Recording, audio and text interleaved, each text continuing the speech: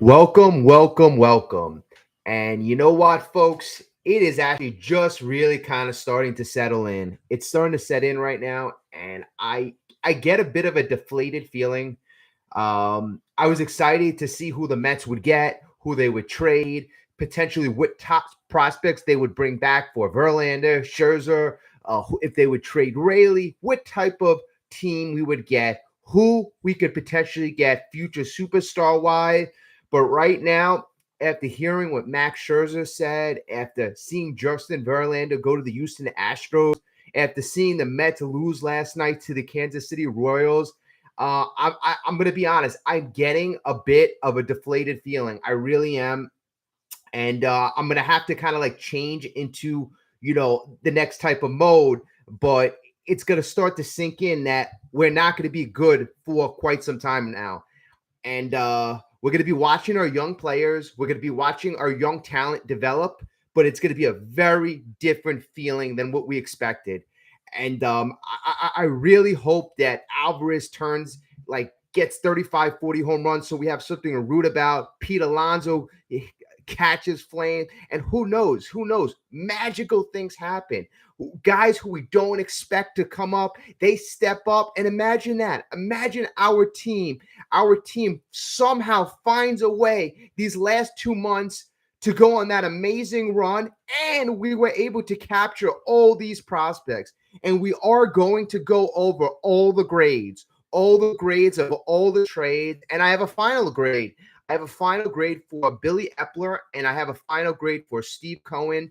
And we have to really consider that this was not the plan. This might have been the backup plan, but this was not the plan by far. By far. Also, we're going to get into the fact that I believe Max Scherzer and Justin Verlander, they may have been maybe not lied to, but fibbed to, just so they could accept their no trade clause or waive their no trade clause. So I want to get into that because it's really hard for me to believe that Steve Cohen is going to bypass. We are bypassing 2023, but to just give up on 2024 and possibly 2025, it's really hard for me to fathom that he would do that in New York City based on what he promised, based on him being the richest owner and having the most resources in MLB. It's really hard for me to believe that he is going to give up. Okay, so let's really get into all the trades, and I mean all the trades, because we made a bunch of moves from last month. Trevor got Eduardo Escobar. We made a flurry of moves at the end of the trade deadline, and also a couple of disappointments. I'll be honest right now. A lot of people wanted to keep a guy like Rayleigh. And the reason why I wanted Rayleigh to go is because I figured that he would never have as high of trade value as he did yesterday, right? And hear me out. Rayleigh is going to be put in positions that he would normally not be in. Rayleigh, as good as he is, he's not an elite closer. He's just not. He was maybe he could pitch in the eighth inning. He can pitch in the seventh, but he is not an elite closer. Therefore, I could see his ERA drifting up. We already saw Rayleigh in a position where he's not comfortable in, and he didn't do too well. So that I believe, was a disappointment. I would have shipped off Rayleigh. I mean, if you were able to ship off Dominic Leone, you certainly could have shipped off Rayleigh and Ottavino. Certainly. Now these guys, an aging Ottavino and Brooks Raley, guy who is never going to have higher value than he did yesterday, like I said, I would have traded him. And that's, to me, a bit of a disappointment. Okay. All right, so a couple questions. First off, can the Mets re-sign Pete Alonso to a contract extension? Okay, Pete Alonso right now is going to be up in the air. In fact, the rumors were, as mentioned yesterday, Pete Alonso was being bandied about in trade ideas. So I don't think there's any way they're talking about an extension till sometime next year. They were just talking about trading him. So as much as I love Pete, I don't think the Mets brass is there right now.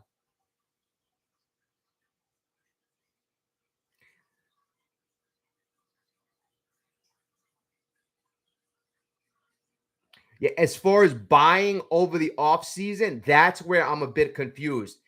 If they're going to focus on 2025 and beyond, and that means they're not going to buy in 2024, 2023 offseason for 2024, I would be shocked. I would be completely shocked because Steve Cohen can easily supplement this run with spending money on starting pitching. I wouldn't invest a lot of money in the lineup. I certainly wouldn't. But would I invest money in a couple young starting pitchers that I feel confident? Yes, I would. So a Yamamoto from Japan, a Julio Urias, potentially if Blake Snell wants to take a 3-year deal or less, these are ways you have to be creative. But I certainly wouldn't punt the ball till 2025.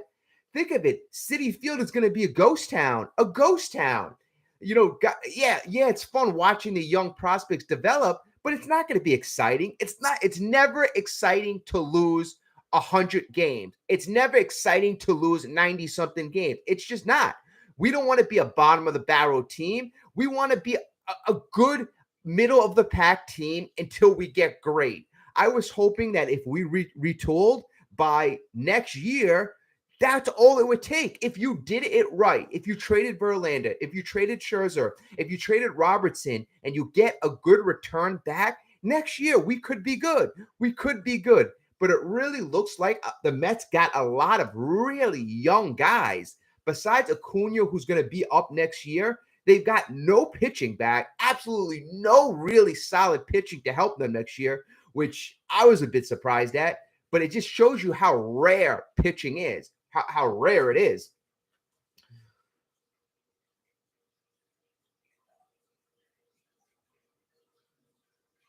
Yeah, Peter, I really hope that was the case. I really hope that they just told Max and JV, hey, we're going to focus on 2025 and beyond just to get them to waive their no trade clause. That's what I think. I 100% believe that because logically, it doesn't make sense. It doesn't. Philosophically, if you were going to trade away guys and punt on this season, but now you're doing a 2 to 3 year rebuild, how does that make sense? That does not make sense to me. And if it doesn't make sense, that means to me, it doesn't have a possibility of being true. But to get these guys to waive their no trade clause, this is what you have to tell them. Hey, most likely it's not going to be for another 2 to 3 years. So Texas is more appealing.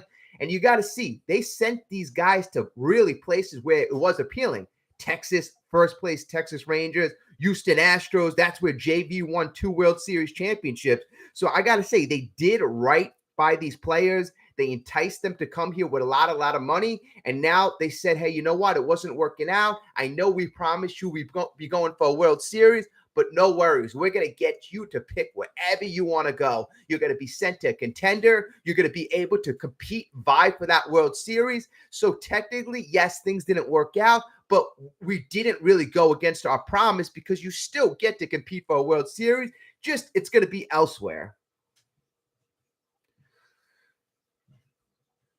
Yeah, you know what? Thank you so much. I really appreciate that. I really try my best. I'm a diehard Met fan. I know any of you right now who are in here, it's 9:21 in the morning. I couldn't sleep last night. I was thinking about, at first, I was really happy about all the trades, but then it just hit me like, hey, you know what? We might not be good for another 2 years. The Max comments were really hitting me. So that's what is really kind of bothersome. But that's when I got to tell myself that so many things can happen between now and next year, next offseason. These free agents, maybe they're not appealing to, Cohen in his plan right now. But over the offseason, I know Cohen is going to want to spend money. I know when guys are available and his scouts say, hey, you know what? Yamamoto, he's the best Japanese pitcher since God knows when. You got to sign this guy. He's only 24 years old. He's like a young prospect coming up. Steve's like going to be like, you know what? That's what we're looking for. We're looking for young guys so that they can carry the rotation for the next 10 years. So that's what I'm hoping eventually does happen. Yeah, you know what? That is going to be the sad thing. Pete Alonso not being a Met for the rest of his career. Pete could be like the all-time Mets home run king. He could be the all-time Mets hit king. This guy could be an all-time Met if he stays or signs a long-term deal with the Mets. He has the potential to be really like a major component. And if he ever would to win a World Series with the Mets, Pete would be legendary in New York. Legendary. Especially how many times have we had a guy who consistently hits over 40 home runs? Not too much. Really, not too much at all. All right, so let's get into the trades. Let's get into the trades and the grades. So I have the trades and I have the grades right here. So let's get into the first one. So the first trade happened a bit of a while ago. That was when we sent Eduardo Escobar to the Los Angeles Angels, and I wouldn't say that's when we signal the white flag, but that's when everybody really put their antennas up like, wow, we could potentially really be selling. So at that time, the Mets acquired Coleman Crowe and they acquired Landon Marco. And those two guys were both top 20 prospects in the Angels farm system. So considering Eduardo Escobar really wasn't doing much, he really wasn't. He was just a bench player. We were trying to start Beatty at the time, and I felt that they needed to get rid of Eduardo Escobar just so that there wasn't a clubhouse controversy. A lot of the team and the fan wanted Beatty to start, but then the players in the clubhouse, they're like, Eduardo, we love Eduardo. Eduardo was a clubhouse favorite, so I believe there was a lot of contention. So it was good to move him. So in that trade, based on the return and based on Eduardo's value, we got two pitchers. We haven't got many pitchers.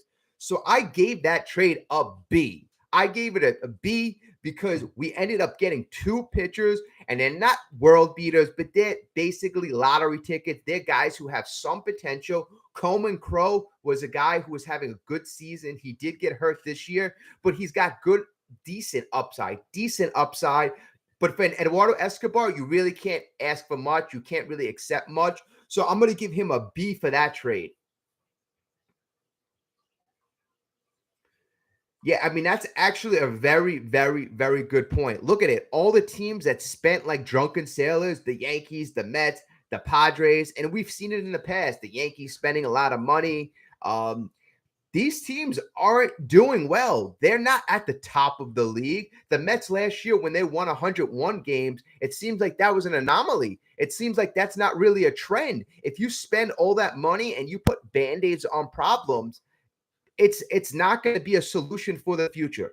And let's think about this. And that was a very good point about how the Mets, the sign goes down. They spent a lot of money.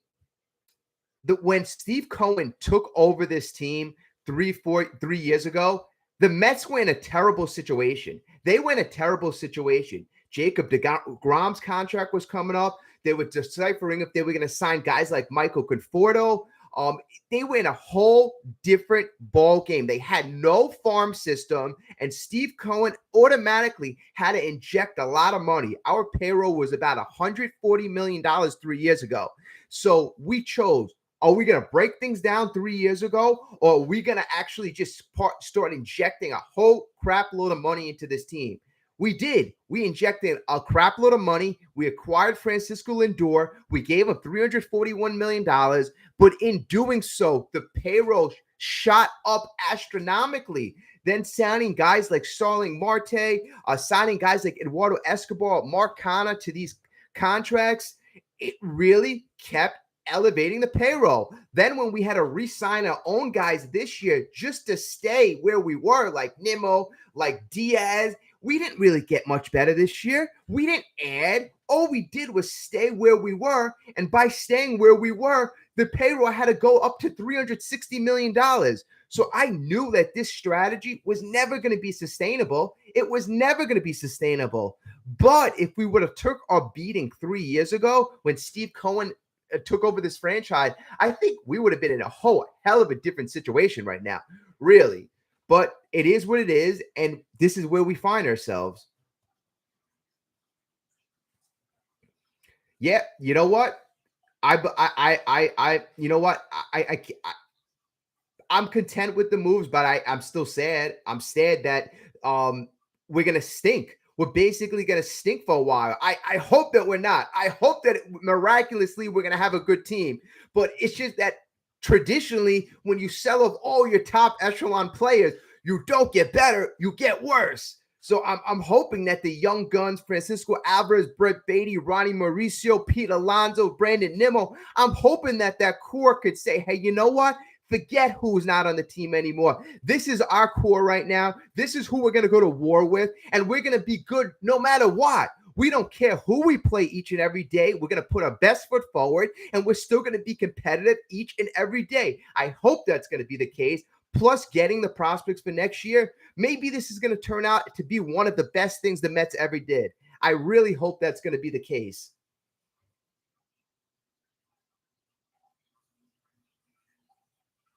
Yeah, and there are a lot of angry Mets fans.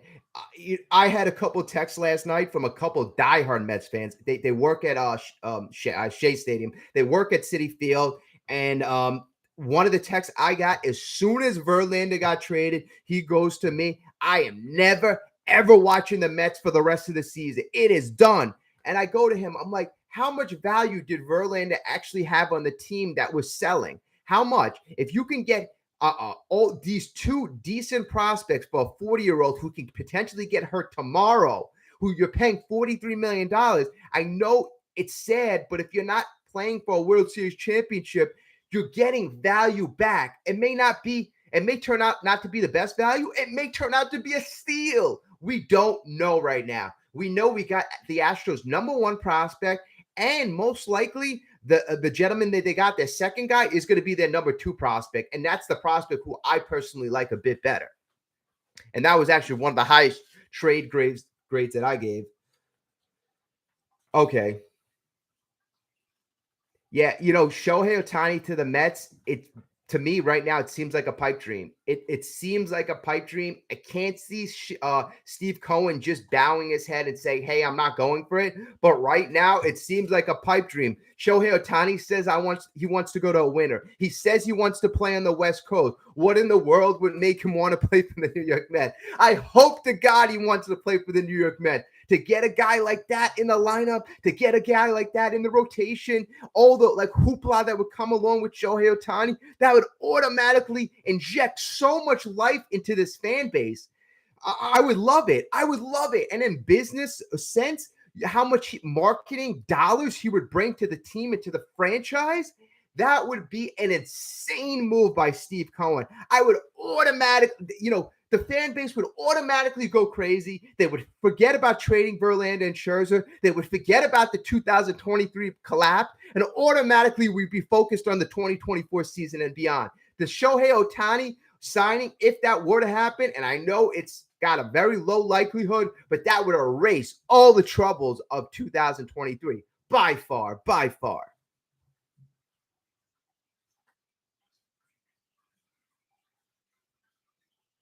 Yes,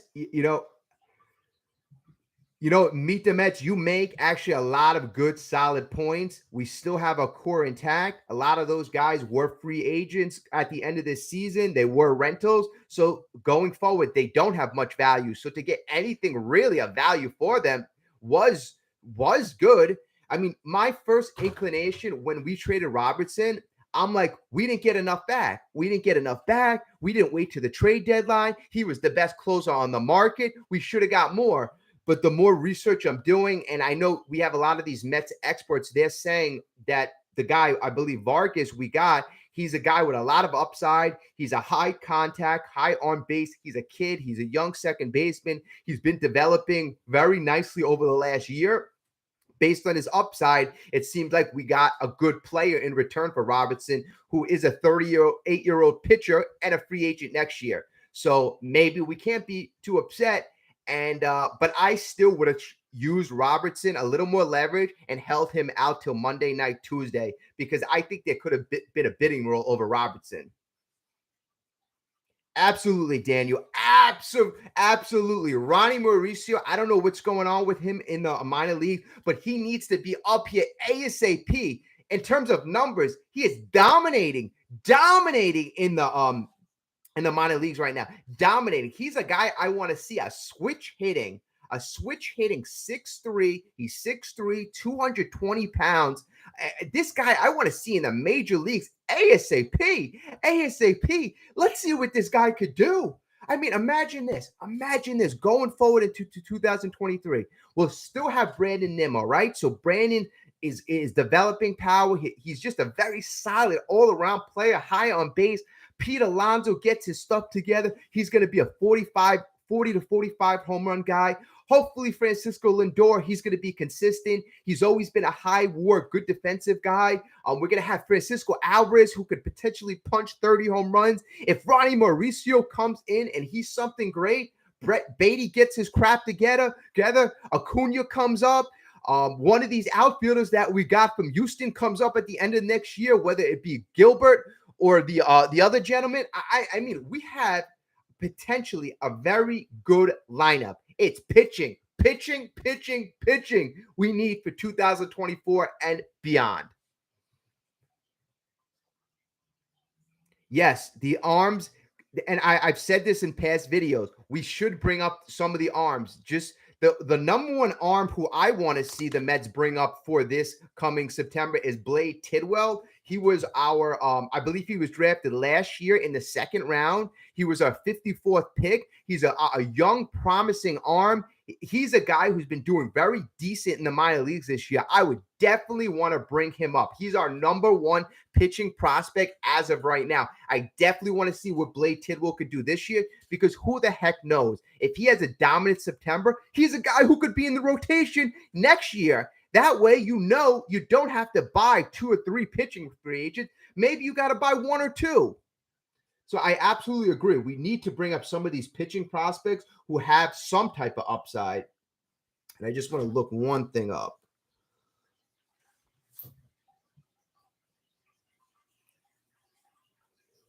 So Blade Tidwell, he's actually an 8th ranked prospect right now. He's our number one pitching prospect. He's only 22 years old. He's 6'4", 207 pounds.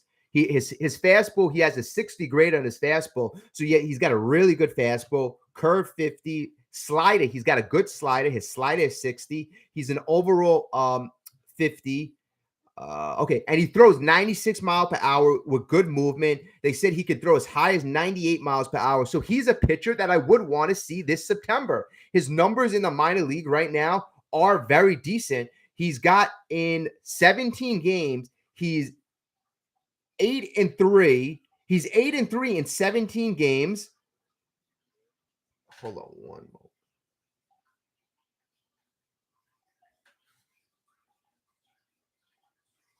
And he's got 112 strikeouts in 81 innings. So Blade Tidwell is absolutely, I want to see him once the minor league season is over and September call-ups come. You bring up Blade Tidwell, especially this season that we've given up on. I definitely want to see him. We have other young arms that haven't had the best minor league season. A guy who's on the bottom, who's had one, is Christian Scott. Christian Scott, I believe he's our 28th ranked Mets prospect. So that's guys like Dominic Hamill, Mike Vassell, Calvin Ziegler are ranked a lot higher than Christian Scott. But Christian Scott this year, just if anybody's not familiar, has pitched in 15 games. He's 4-4 with a 2.75 earned run average. He's pitched 72 innings. And he has 83 strikeouts. So he averages about 9 or 10 strikeouts per 9. But bottom line, he's a guy who wasn't really expected to be good. He's having a very, very good year in the minor leagues this year. He's 24 years old. He's another big kid. He's 6'4", 215 pounds. And, okay, these are all guys, all pitchers I would want to see the Mets to bring up. Other pitchers that the Mets potentially could bring up. They could... Guys like Dominic Hamill, Mike Vassell, I would all like to see them come this September. A guy like Calvin Ziegler, who was drafted a couple of years ago, has been a little disappointing to me. But all these guys, whether they've been disappointing in the minor leagues or not, any young arm who is promising, I would definitely want to bring them up.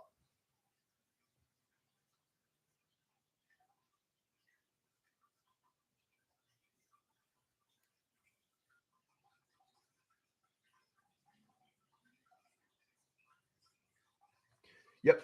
Okay, so it's going to be all about looking to the future. So this month we're going to bring up some of the bats. Hopefully Mauricio is going to come up, and we're going to see what we have right now. We're going to see who wants to be a long-term possibility on this team. And I don't know how everybody feels about McNeil, but I think McNeil has one foot out the door right now.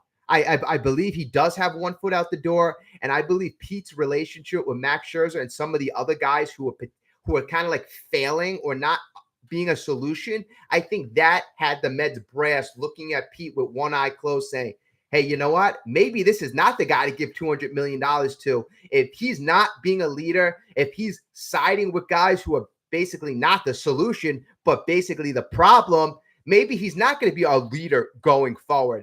So let's see if Pete can kind of pull things together and be that leader in the clubhouse after the game when things are going bad. Don't be that negative energy. Don't be that, negative guy threatening players on the other team. That's never going to help. It's never going to be a good situation. So Pete's got to step up, be a little bit more like, a guy like David Wright of the past. When things were going wrong, David Wright was always a consummate leader, a guy like that.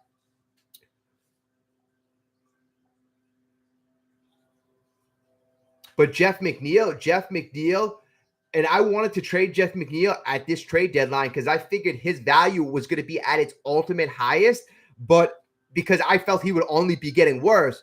But who knows? Maybe his value was just too low. Hopefully he'll have a decent second half, and then we can trade him in the offseason. And his contract's very reasonable. He's only making about $12.5 million. But I don't know. And he's versatile. He can play a lot of different positions. So I don't know how other teams view Jeff McNeil. He doesn't have much power. His swing has been awfully lately. He's been having that golf swing. He doesn't swing level, and he doesn't have a good attitude. Like the squirrel on the field, he gets very upset. And I think that really inhibits him from being the ball player that he potentially could be. So Jeff McNeil is a player that no matter what, I would look to ship out. All right, so let's get back to some of the trade grades that I have. We already went over the Eduardo Escobar trade. That happened last month. We got 2 prospects back. I gave that trade a B. And the next trade that happened was basically David Robertson going to the Miami Marlins. That happened on Thursday night. The Mets were able to acquire Marco Vargas and Ronald Hernandez. Marco Vargas is a very young 18-year-old shortstop. Ronald Hernandez is also a young catcher. I believe he's 19 years old. These guys are 3 and 4 years away. Marco Vargas was a bit high. He was more highly rated. I believe he's our 9th ranked prospect as it stands. Depending on what publication you looked at, I believe he was as high as 12th on the Marlins team, but some publications had him like in the top 30. But nonetheless, the guy has a lot of talent, a lot of upside. He's a good contact guy, high on base. So this trade, I'm going to give a B. And I'm going to give this trade a B for many reasons. I was thinking about giving it a C+ because I firmly feel that we could have held him out until Tuesday morning, Monday night. I wanted teams to bid on this. How many closers went? How many closers went in this trade deadline season? I wasn't really paying attention to much to other teams, but I know Josh Hader, he didn't get traded, right? He was the only guy who I figured was on David Robertson level or potentially better. But so you had the best closer on the market. You traded him 5 days before the trade deadline. And I feel even though you got a good return, you could have got a better return. So I give that a B. And the next trade we have is the Max Scherzer trade to the Texas Rangers. And that is when we knew it was done. 2023 was over. The Mets have officially shifted their philosophy. Max Scherzer went in the night before. He pitched against the Nationals. And then after the game, he had really, in my opinion, I keep repeating this, but he had the nerve to kind of like put himself on the side and say, oh, we're selling. We just sold David Robertson. What is going in? What is going on? I have to speak to Steve Cohen. I got to speak to Billy Epler. I got to figure out what the heck is going on for me and my future. That is when I figured out, I'm like, what nerve of this guy? You're pitching to an over 4 earner average. You're pitching insanely bad for the money that we're giving you. You had that sticky stuff incident in the beginning of the year, which wasn't a good thing to show the young kids on the team. I mean, you're supposed to be the leader. You're supposed to be the Hall of Famer, and you got to use sticky stuff at this point in your career. And then when you did get caught, you didn't graciously go to the dugout. You complained, you whined, and right then and there, after that, Scherzer started pitching poorly after he served his suspension. So that was the beginning of the end. After April 22nd, when he got caught with the sticky stuff, and this year, his numbers have plummeted. So in this trade, I actually gave the Mets their highest grade that they would get on my ranking. I gave them a B plus when they were able to get Acuna from the Rangers, their number 3 prospect, our now number 2 prospect, a guy with all the upside in the world. Maybe he doesn't have as much power as his brother Ronald, but he doesn't need to hit 35, 40 home runs. He could be a 25 home run guy, steal 40 bases, bat 280, get close to 200 hits, be a speed demon, be a defensive gem guy, and still be an all-star every year. I mean, especially if he plays second base, that would be phenomenal. To get him for a guy who was not very productive at all. And I was pleased. That was the trade that I was most pleased with. And that really gave me hope that I'm like, if we can get Acuna for Scherzer, wow, what could we get for Justin Verlander? Because Verlander was pitching at so much of a high level than Scherzer. In the last 7 or 8 games, as it kept getting repeated, Verlander was pitching to a 1.5 earner average. So his value was probably the highest it's been in quite some time. And it was sad that these guys really didn't pitch long. You think of the Max Scherzer, Jacob deGrom duo. That was a short time. That didn't happen for a long time. Then the Max Scherzer, Justin Verlander duo. That was even a shorter time, especially since Justin was hurt for the first month of the year. So this whole year really didn't go as planned. It blew up in the Mets brass, their face. And it's time to look forward. So that trade got a B+, and that's why it got a B+. And keep in mind, in all these trades, the reason why I cannot go into the A range is because we had to eat so much damn money. If Billy Epler was on a team that had a regular owner with a regular pocketbook, we would struggle mightily at this straight trade deadline. Mightily.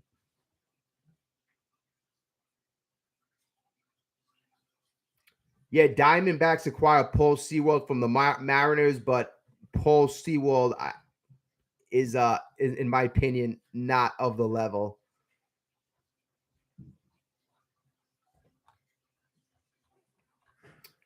Okay. All right, folks. Well, you know what? I'm going to just go over these trade grades that I have really quickly. So the Max Scherzer trade got a B+. The Mark Canha trade to the Milwaukee Brewers, that got a C+. We got Justin Jarvis back. The Justin Verlander trade to the Houston Astros. Okay, that's the one I wanted to talk about. We got a B for that trade. And that trade, the 2 gentlemen that we got back in that trade have a bit of an upside. Drew Gilbert was their number 1 prospect, and Ryan Clifford was their number 4. But I am really, really excited about Ryan Clifford. He's the 20-year-old lefty. And folks, if you want to go look at his stats, I believe he has like close to 20 home runs and 60 RBIs and only 300 some out at bats. He was picked in the 11th round last year, so he wasn't a high draft pick, but he has come on in a big way. He's got a big frame. He's 6'3", 210 pounds, 220 pounds. So he's a guy who I could really see coming up in a couple years, 2 or 3 years, and being a star for a long time if he gets things together and we develop him properly.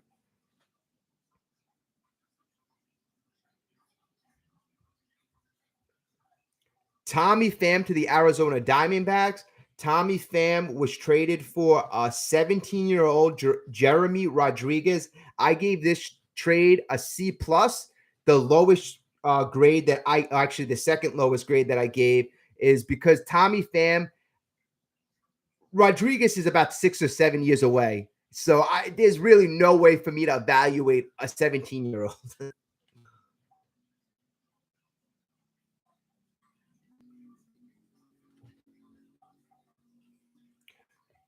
This is the second highest trade grade that I gave was Dominic Leone to the Los Angeles Angels. And this, I was shocked. A couple minutes before the trade deadline, I'm like, Dominic Leone was traded? Who the heck wants Dominic Leone? And Raley wasn't traded. I'm like, who did we get? We probably got a bag of balls for him, maybe cash consideration. Then I'm doing research, and then we got this guy, Jeremiah Jackson. Of course, he was a shortstop. And he was LA's 9th best prospect. So I'm like, really? Then I looked at his stats and I'm like, he has pretty nice stats. And I'm like, no matter what, we got him for Dominic Leone, which I was expecting a bag of balls for.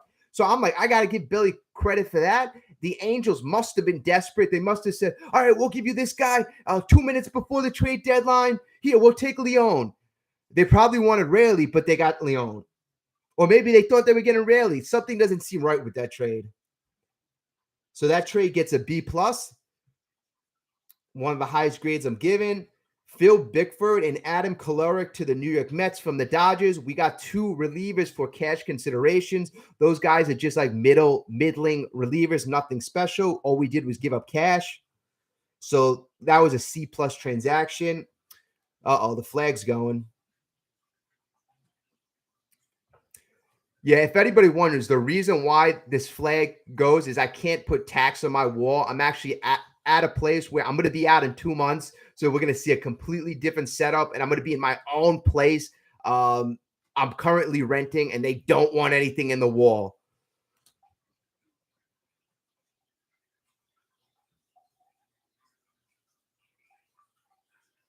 At my house, I could care less what goes in the wall.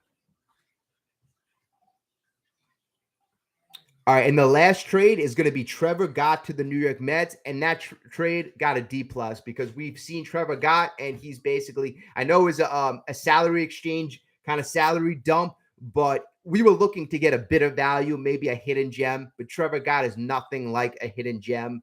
Really, he kind of reminds me of Michael Givens from last year, so that was another horrific trade. So that was a D+. So the overall grade for Billy Epler at this trade deadline right now, and it could go up, but right now we have to give it a B. And it could actually be lower than that. The only reason why he was able to get to the B level was because he had so much damn money to play with, so much damn money to send back in the JV Max Scherzer trades. That's the only reason why he gets that high of a grade. So this is what I got for you today. I would hope that going forward, let's just evaluate the team. Let's evaluate the prospects and see what happens. I got to get ready for work, so I'm going to leave it here. Anybody who jumped on this morning, I thank everybody so much. You've been amazing, amazing, amazing. And Biffer, I just want to say thank you so much. I really appreciate that. And I'm going to tell you something really quickly. And this flag is falling down. I cannot appreciate you enough. That is actually, and I've been doing this for 6 months, right? Or 5 months around this. So I'm fairly new to YouTube. That $20 is the first cent that I actually ever earned from YouTube. Believe it or not. Believe it or not. So I really appreciate that from the bottom of my heart. I really do. I really do. So thank you so much, folks. Thank you so much for sticking with me. I'm going to try to report on the Mets every single day, as bad as it gets or as good as it gets. I'm going to be there. I'm a Met fan. I grew up listening to WFAN, going to sleep with the radio on, trying to look for all sorts of news whenever I can, waking up, checking my phone, what the heck is going on. I'm a diehard Met fan. I love the Mets. I know you love the Mets. So thank you so much. Things aren't going to be as bad as they seem, especially the way Max Scherzer said it. Think of it. He is out of here. So he's not really going to say, oh, the team is trying to win. So I don't really care what he said, 25, 20, 26. I know in 2024, I guarantee, remember this, after the trade deadline, we are going to go for it in 2024. We certainly are. We have nothing to lose. We might not spend $350 million, but we will certainly still go for it. We will. Steve Cohen, no way is an $18 billion man going to just mail it in. We will have talent on the team. We will. And we're going to take advantage of the opportunity, and we're going to use our money and our resources like nobody else. Nobody else. Yankees have money. They're not going to use their money like us. The Dodgers have money. They're not going to use their money like we are. That is the only good thing I like about this trade deadline, is that Steve Cohen gave Billy Epler his wallet and said, you know what? You buy the prospects. This season didn't work out the way it was supposed to. Let's buy prospects instead of these elderly free agents. And that is the ending thing that I have for you. And like I always say, it can't get any worse, but it probably will, especially the fact that we gave up all our high-priced players.